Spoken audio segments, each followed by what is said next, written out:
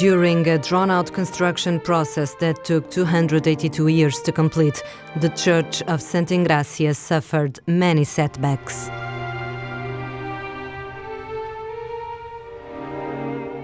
The original church was built in 1568 outside the walls of Lisbon and was intended to house the relics of the martyr Santa Engrácia.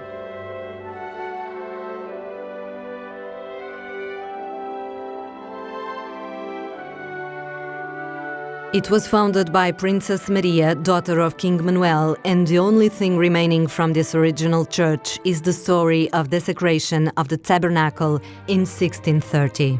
A new Christian sent to the stake as punishment, believing himself to be innocent, he cursed the church, saying that it would never be finished.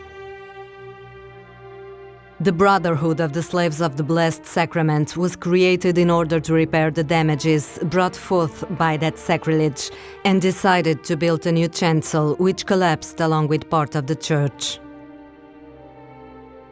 The construction of another church was then ordered, designed by royal architect João Antunes, with an unusual Greek cross plan and undulating walls, characterized by turrets at the corners. The temple reveals a scale, rhythm and proportions based on the Italian Baroque style. There is no other building in Portugal with such visual dynamism resulting from the strong contrasts of light and shade on the twisted elevations. Nevertheless, other structural solutions are part of the Portuguese tradition, such as the Galilee entrance hall, inspired by the one at the Church of São Vicente de Fora, whose sculptural motifs are attributed to Frenchman Claude Laprade.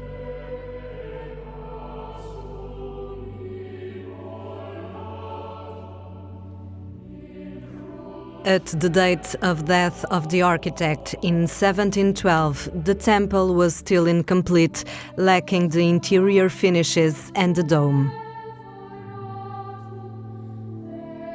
Some concerns regarding the robustness of the main facade, widely reaped by the portals and large windows, led to the construction of 4 volutes buttresses attributed to Frenchman Duverger. Not even the commitment of the Marquis de Pombal in the second half of the 18th century, who became confrere and registrar of the Brotherhood Board, naming one of his brother inspector in charge of the work, would lead to its conclusion.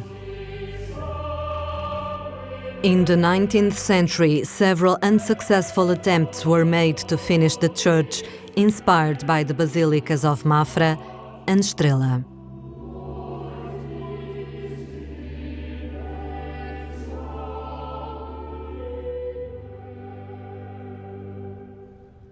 In the mid-century, the church was occupied by the army, which, after ordering the installation of a metal dome, successively set up at the site a weaponry and a footwear production workshop.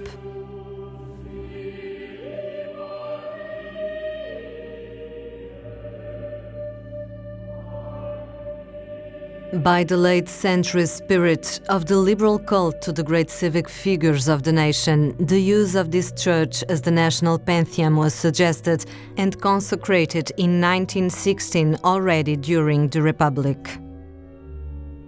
However, there were delays in the restart of the works, thus popularizing the saying, like the works of Santa Engrácia, used to refer to a never-ending job.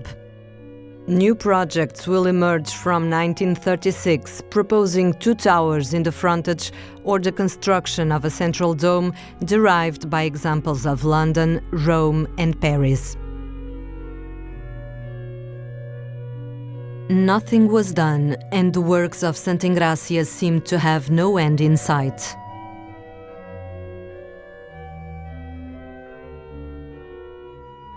It was in 1960 that they finally started, following the design of architect Amoroso Lopes.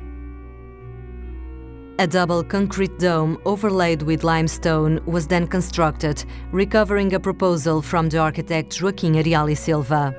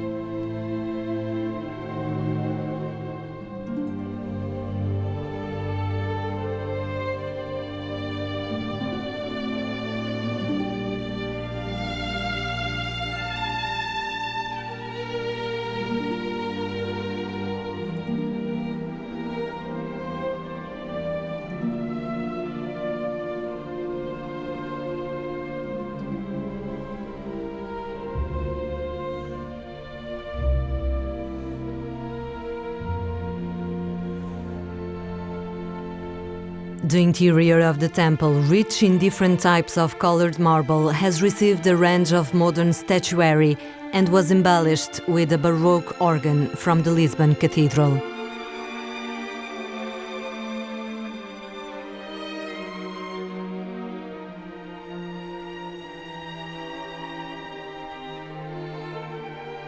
Challenging the myth that it would never be finished, Santa Engrácia was finally completed by the end of 1966.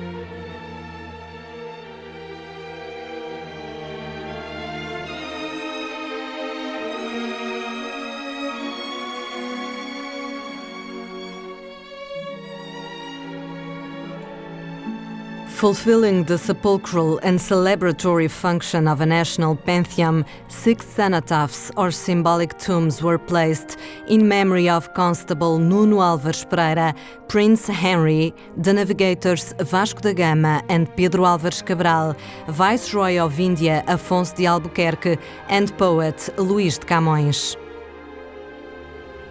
The former presidents of the Republic, Manuel de Arriaga, Teófilo Braga, Sidónio Paes, and Oscar Carmona were taken to the National Pantheon. The National Pantheon received the remains of writers Almeida Garrett, João de Deus, Guerra Junqueiro, Aquilino Ribeiro, and more recently General Humberto Delgado, and the fado singer Amália Rodrigues. The writer Sofia de Melbreiner Anderson,